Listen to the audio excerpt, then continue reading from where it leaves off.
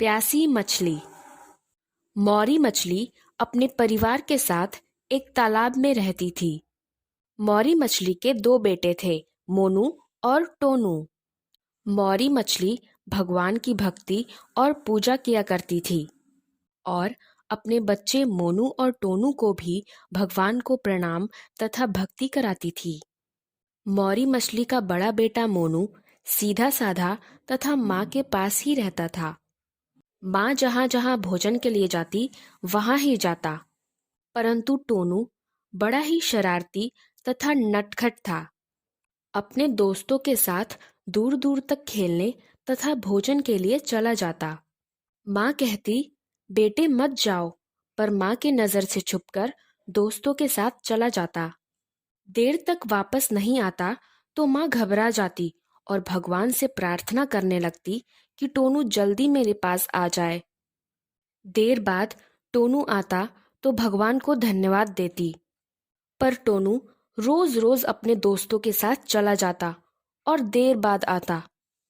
मौरी मछली और उसका बड़ा बेटा मोनू साथ साथ रहते, जो कुछ मिलता खाकर संतुष्ट और खुश रहते। कभी कभी तालाब का पानी सूखने लगता तो भगवान से प्रार्थना करती और भगवान से कहती, प्रभु, हम मछलियों की रक्षा कीजिए, पानी बढ़ा दीजिए। और हे भगवान, हे मेरे नाथ, मैं आपके चरण रज की प्यासी मछली हूँ, मुझे भक्ति का वरदान दीजिए, प्रभु कृपा कीजिए। इतने में सारी मछली पास आ गईं और बोली, ये क्या बहन, तालाब का पानी तो सूखने लगा। मौरी मछली बोली, कुछ नहीं होगा बहनों, चलो हम भगवान का गुणगान करें, सब ठीक हो जाएगा। पर सारी मछली इधर उधर चली गईं। मौरी मछली बहुत दुखी हुई कि ये तो न भगवान की चर्चा करती हैं न सुनती हैं, दिन भर खाने पीने में व्यस्त रहती हैं। कोई तो मिले जो भगवान की चर्चा करे और मैं जी भर के सुनूं। इतने में टोनू आ गया। मौरी डांट लगाने ही वाली थी कि टोनू बोला, अरे माँ, तालाब के उस किनारे एक महात्मा भगवान का गुणगान करने वाले हैं, बहुत से लोग इकट्ठा हुए हैं, चलो माँ, आप भी चलो। यह सुनते ही मौरी मछली ने टोनू को गले से लगा लिया और मोनू टोनू को साथ लेकर तालाब के उस किनारे चली गई। महात्मा जी ने खूब भगवान का गुणगान किया, प्रवचन किया। सारे लोग बैठकर सुन रहे थे और तालाब में मछली भी अपने परिवार के साथ सुन रही थी।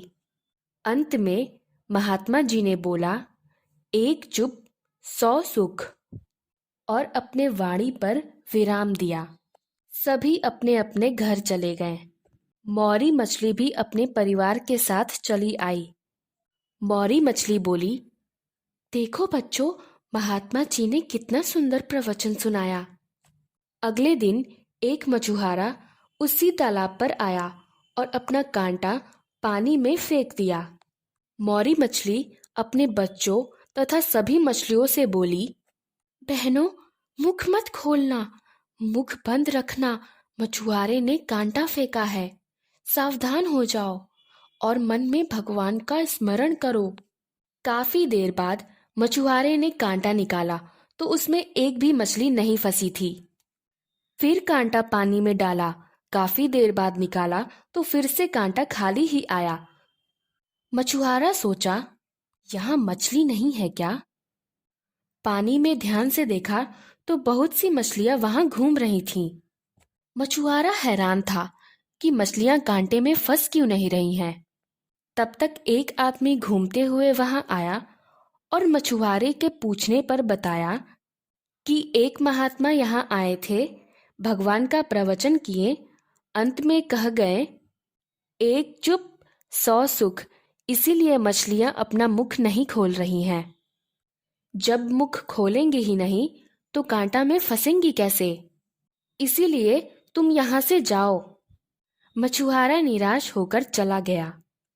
मछली खुश हो गई और भगवान को धन्यवाद दी।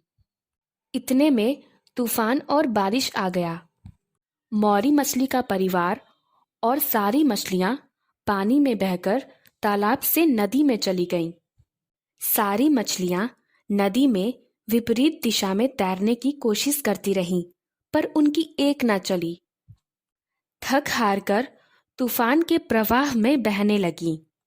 सारी मछलियां मिलकर मौरी मछली और भगवान को कोसने लगीं। कैसा है तेरा भगवान? यही करती है भगवान की भक्ति। इस मुसीबत में अब कहाँ गया तेरा भगवान? और भगवान को भला बुरा कहा और बहुत कोसा। सारी मछलियां पानी की तेज बहाव से बहती ही जा रही थीं। कुछ ही दिनों में सारी मछलियां समुद्र में पहुंच गईं। वहां जाकर उन्हें एहसास हुआ कि ईश्वर ने तो उन्हें दरिया से निकालकर विशालता में ला दिया।